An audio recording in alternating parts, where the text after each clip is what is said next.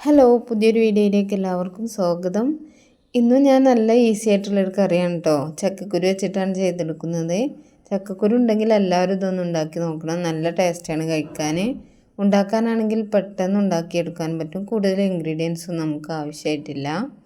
അപ്പോൾ എങ്ങനെയാണ് ഉണ്ടാക്കുന്നതെന്ന് നോക്കിയാലോ. നിങ്ങൾക്ക് കറി എത്രയാണോ ആവശ്യം അത്രയും ചക്കക്കുരു എടുത്തിട്ട് അതിൻ്റെ പുറമേയുള്ള വെള്ള കളർ തൊലി മാത്രമേ ഞാനിപ്പോൾ കളയുന്നുള്ളൂ. ബ്രൗൺ കളർ തൊലി കളയേണ്ട ആവശ്യമില്ല. അതിലാണ് നമുക്ക് വൈറ്റമിൻസ് ഒക്കെ അടങ്ങിയിരിക്കുന്നത്. ഇത് നന്നായിട്ടൊന്ന് കഴുകി ഒന്ന് കട്ടിയില്ലാതെ ഒന്ന് അരിഞ്ഞെടുക്കാം. എങ്കിൽ നമുക്കിത് പെട്ടെന്ന് തന്നെ ഒന്ന് വെന്ത് കിട്ടും. ഇനി ചക്കക്കുരുവിലേക്ക് 1 ടീസ്പൂൺ മഞ്ഞൾപ്പൊടി, 3/4 ടേബിൾ സ്പൂൺ മുളക് പൊടി, 1/2 ടേബിൾ സ്പൂൺ ഉപ്പ് ഇത്രയും ചേർത്ത് കൊടുത്ത് ആവശ്യത്തിന് വെള്ളം ഒഴിച്ച് ഇതൊന്ന് വേവിച്ചെടുക്കാം. ഞാനിത് മൺചട്ടിയിലാണ് കേട്ടോ ഉണ്ടാക്കിയെടുക്കുന്നത്. നിങ്ങൾക്കിത് കുക്കറിലും ചെയ്തെടുക്കാം. ഒരു വിസിൽ ഹൈ ഫ്ലെയിമിലും ബാക്കി 2-3 വിസിൽ ഒരു ലോ ഫ്ലെയിമിലും ഇട്ടൊന്ന് കൂക്കിച്ചെടുത്താൽ മതി. കറി ഇവിടെ തിളച്ച് തുടങ്ങിയിട്ടുണ്ട്. ഇനി നമുക്കിതൊന്ന് അടച്ച് വെച്ച് വേവിക്കാം. എങ്കിൽ പെട്ടെന്ന് തന്നെ ചക്കക്കുരു ഒന്ന് വെന്ത് കിട്ടിക്കോളും. ഇനി ഈ കറിയിലേക്ക് നമുക്ക് പുളി ചേർത്ത് കൊടുക്കണം. അതിനായിട്ട് നെല്ലിക്ക വലുപ്പത്തിലുള്ള പുളി ഒന്ന് വെള്ളത്തിലിട്ട് വെക്കുന്നുണ്ട്. എങ്കിൽ ചക്കക്കുരു വേവുന്ന സമയം കൊണ്ട് അതും ഒന്ന് കുതിർന്ന് കിട്ടിക്കോളും. നിങ്ങളുടെ അടുത്ത് പച്ചമാങ്ങ ഉണ്ടെന്നുണ്ടെങ്കിൽ അത് ചേർത്ത് കൊടുത്താലും അതിൻ്റെ പുളിക്ക് പകരമായിട്ട്. എന്തായാലും ഈ ഒരു കറിയുടെ കറക്റ്റ് ടേസ്റ്റ് നമുക്ക് കിട്ടുന്നത് പുളി ചേർക്കുമ്പോഴാണ്. അപ്പോൾ അത് സ്കിപ്പ് ചെയ്യാതെ എല്ലാവരും ഒന്ന് ചേർക്കാൻ ശ്രദ്ധിക്കണം. ഇപ്പോൾ നമ്മുടെ ചക്കക്കുരു ഇവിടെ നന്നായിട്ട് വെന്ത് വന്നിട്ടുണ്ട്. ഈ ഒരു സമയം നമുക്ക് വെള്ളത്തിലിട്ട് വെച്ച പൊടി ഇതിലേക്ക് പിഴിഞ്ഞൊഴിക്കാം. കറി നിങ്ങൾക്ക് എത്രയാണോ ആവശ്യം അത്രയും വെള്ളം ഇതിലേക്ക് ചേർത്ത് കൊടുക്കണം. അതുപോലെ തന്നെ ഉപ്പൊന്ന് ടേസ്റ്റ് നോക്കിയതിന് ശേഷം ഉപ്പ് കുറവാണെന്നുണ്ടെങ്കിൽ അതും ഈ ഒരു സമയം തന്നെ ഇതിലേക്ക് ചേർത്ത് കൊടുത്തോളൂ. ഇനി ഇത് നന്നായിട്ടൊന്ന് തിളച്ച് വരട്ടെ. ഇതിനു മുമ്പ് ഞാൻ കുക്കിംഗ് ഒന്നും ഇല്ലാതെ ചെയ്തെടുക്കാൻ പറ്റിയ ഒരു കറിയുടെ റെസിപ്പി അപ്ലോഡ് ചെയ്തിരുന്നു, പച്ചിപ്പുളുസു.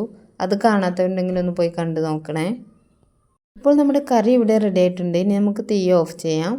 ഇനി നമുക്ക് ഇതിലേക്കൊന്ന് താളിച്ച് വയ്ക്കാനും കൂടി ഉണ്ട് കേട്ടോ. അതിനായിട്ടൊരു ചട്ടി വെച്ചിട്ടുണ്ട്. അതിലേക്ക് 1.5 ടേബിൾ സ്പൂൺ വെളിച്ചെണ്ണ ചേർത്ത് കൊടുക്കണം.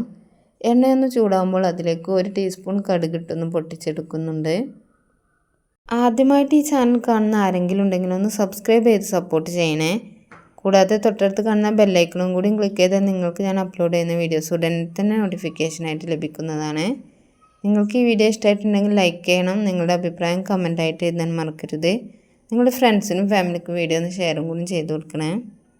കടുക് പൊട്ടിക്കഴിഞ്ഞാൽ അതിലേക്ക് 2 വറ്റൽമുളകും കുറച്ച് കറിവേപ്പിലയും കൂടി ചേർത്ത് നമുക്കിത് കറിയിലേക്ക് ഒഴിച്ച് കൊടുക്കാം. ഈ ഒരു കറി നമുക്ക് നല്ല രുചിയാണ് കേട്ടോ, ചോറിനും കഞ്ഞിക്കും ഒക്കെ കൂടെ കഴിക്കാനായിട്ട്. അതുപോലെ തന്നെ നിങ്ങളുടെ അടുത്ത് ഉണക്കച്ചെമ്മീൻ ഉണ്ടെങ്കിൽ അതൊന്ന് വറുത്ത് പൊടിച്ച് അതും കൂടി ഇതിലേക്ക് ചേർത്ത് കൊടുക്കാം. അങ്ങനെയും ചെയ്തെടുക്കാറുണ്ട്.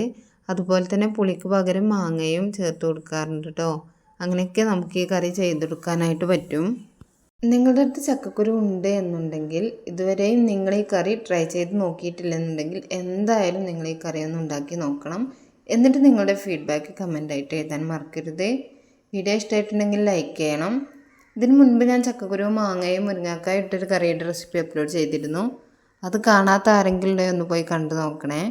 മറ്റൊരു അടിപൊളി വീഡിയോയുമായി വീണ്ടും കാണാം. Thanks for watching.